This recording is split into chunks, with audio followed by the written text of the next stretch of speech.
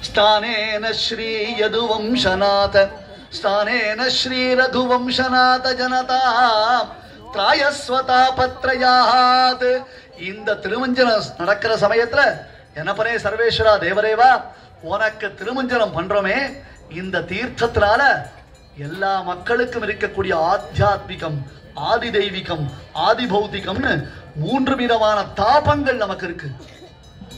இங்க பண்ணக்கூடிய திருமஞ்சனம் நம்முடைய தாபத்ரய நிவாரகம்னு சொல்றோம்.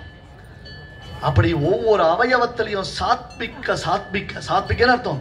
10 நாள் திருத்தலா செடி வச்சிருந்தோம், ஊருக்கு போயிட்டோம், ஜலம் கொட்டல, மறந்து போயிட்டோம். 10 நாள் கழிச்சு வந்தா அந்த செடி வாடி இருக்கு, அப்படியே தப தப தப தப ஜலம் கூட்டுவாளா? அப்படியே நிறுத்தி நிதானமா அப்படியே பெருமாளுக்கு சேவிக்க வேண்டாமா?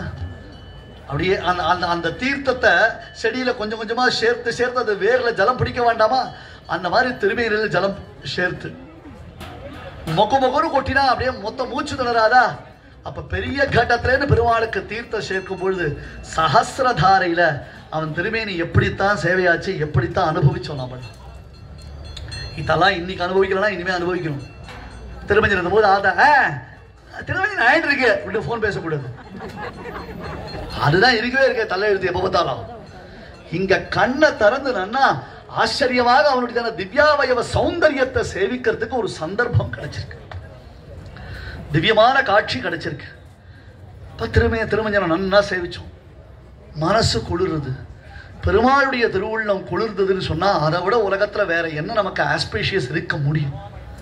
அங்க எங்கேயோ கும்பமேளால போயிடும், அது கும்பமேளால சுவாமி கும்பல் மேளா நமக்கு ஆவறது இல்லப்பா. அது அந்த குளிர் ஆவறது இல்லை, அதுல முங்கி எழுந்துக்கிறது ஆவறது இல்லை நமக்கு. இங்க ஏகாந்தமா நம்ம மனுஷா இருக்கா, 1000 பேர் கிட்டவே 2000 பேர் கிட்டவே நம்ம மனுஷா அத்தனை பேர் சேர்ந்து இருக்கா. 5 பெருமாளும் ஒரே சபையில ஒரே வேதிக்கையில எழுந்தருளி சேவை சாதிக்கிறான். நமக்கு அத்தனை பேரையும் சேவிக்கிறோம்.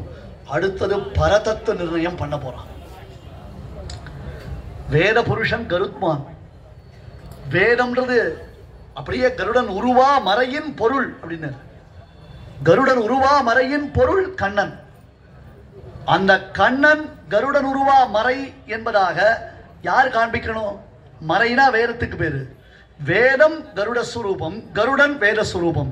நேத்திரம் காயத்ரமூச்சே திரிவர்த்தி சிசிரஹா நாமதேயம் யஜூம்ஷி சந்தாம்சி அங்கார திஷ்ட்யாத்ம விரஜனி ஷபைஹி விக்கிரஹோ வாமதேவ்யம் யஸ்ய ஸ்தோமாத்மனோசோ பிருஹதிதர கரு தாத்ருஷாம் நாய புச்சா ஸ்வாச்சந்தியம் ந பிரசூதா ஸ்ருதி சத சிகராபிஷ்டுதாத்மா கருத்மான்.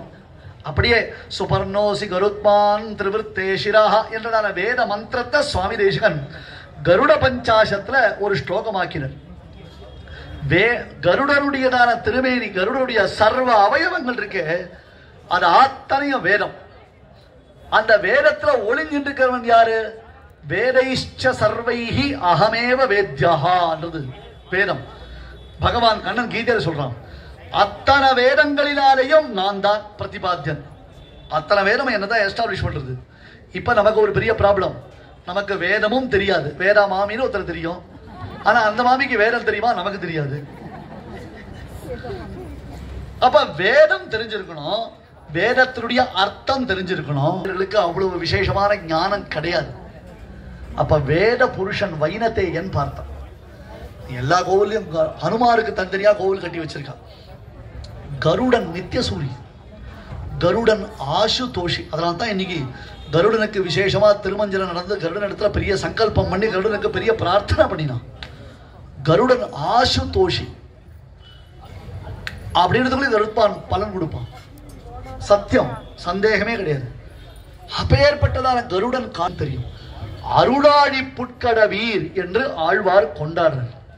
ஏன்னா ஐயோ இவாளெல்லாம் இப்படி அவஸ்தப்படுறாளே, இவாளுக்கெல்லாம் விஷயமே தெரியலையே, இவாளுக்கு நாம எம்பெருமான் தான் பரதேவதை, எம்பெருமான் தான் பரதத்துவம்னு காண்பிக்கணும்னு வேத புருஷனான கருடன் தன்னுடைய தோல்ல பெருமாளை எழுந்திரட பண்ணிண்டு தன்னுடைய திருக்கைகள்ல அவருடைய 2 திருவடியை ஏந்திண்டு, இந்த திருவடித்தான் துயரது சுடரடி, இந்த திருவடித்தான் பரதத்துவம், இந்த திருவடித்தான் பராத்பரன், இந்த திருவடியை விட்டுட்டோம்னா நமக்கு லோகத்துல மறுபடியும் உஜ்ஜீவிக்கிறதுக்கு வாழ்க்கையே இல்லைன்னு பிரத்யக்ஷமா நமக்கு காண்பிக்க போறான்.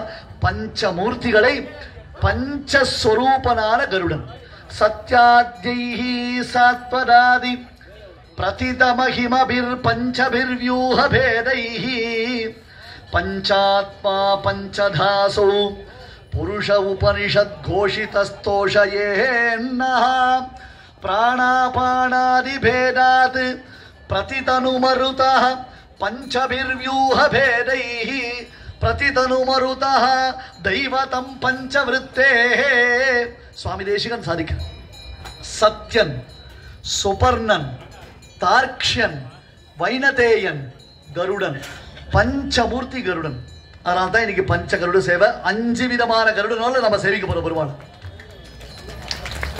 ஏன் 6 கருடன் வச்சு கூடாதா? ஏன் 4 கருடன் வச்சு கூடாதா?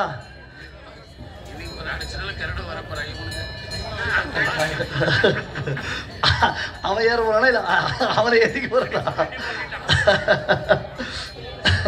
இல்லையா? அந்த 5 சத்யாத்யைஹி சத்யன் சுபர்ணன் தார்க்ஷன் வைனதே எங்கருடன் சாத்வத சம்ஹிதைன்னு பாஞ்சராத்திரத்துல பிரதானமான ஒரு சம்ஹிதா விசேஷம். அந்த சாத்வத சம்ஹிதையில தான் நம்முடைய வைதிக மத சித்தாந்தங்கள் எல்லாம் காண்பிக்கப்படுகிறது. சுவாமி ஸ்ரீபாஷ்யக்காரர், சுவாமி தேசிகன் முதலான மகான்கள் சாத்வத சம்ஹிதையினுடைய விசேஷங்களை எடுத்து காண்பிக்கிறார். அந்த